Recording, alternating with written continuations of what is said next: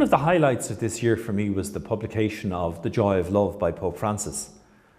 In his letter of encouragement, he reflects on the practical challenges of family life against the background of the hope that God keeps in his heart for every person and every family.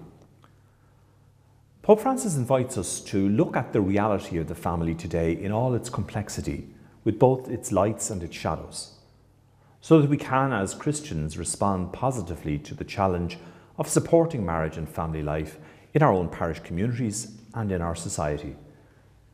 He seems to understand, however, that in the ordinary routine of every day, as we look at our own lives, the struggles of family life may sometimes seem to obscure the joy.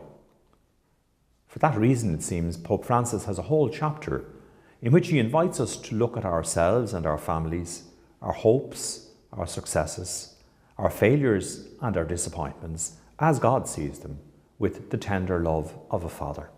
Francis reminds us that Jesus himself was born into a modest family, and very soon after his birth he became a refugee child. We sometimes idealise the Holy Family. We forget that the whole point of the Nativity was that Jesus was born into the real world, to be God with us. Hundreds of artists down through the centuries have painted that scene of Mary tending to Jesus in a cowshed, with Joseph by her side. Modern advertising presents the ideal family in the ideal home, with the best of furniture and the best of food. There is a certain pressure to have everything perfect from the very beginning. It is good to have targets, but sometimes high expectations lead to disappointment. It's like when Santa Claus doesn't bring exactly what we wanted. Joseph and Mary didn't have it all sorted. But what makes the story of Christmas for me is that they were there together. They loved and respected each other, and they were able, out of their love for one another, to welcome the child who was God's gift to the world. The Christmas crib is a symbol of the God who loves us in the smallness of our humanity. It is also an invitation to all of us to get our priorities right. Putting Christ at the heart of Christmas is about saying that the most important gift of all is the gift of ourselves, that we give to one another, not just once a year, but every day.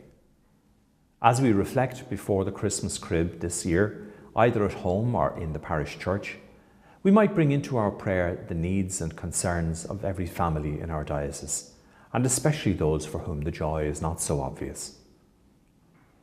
The coming months will present us with many opportunities to reflect on the vocation and mission of the family as we prepare to welcome Pope Francis for the World Meeting of Families in 2018.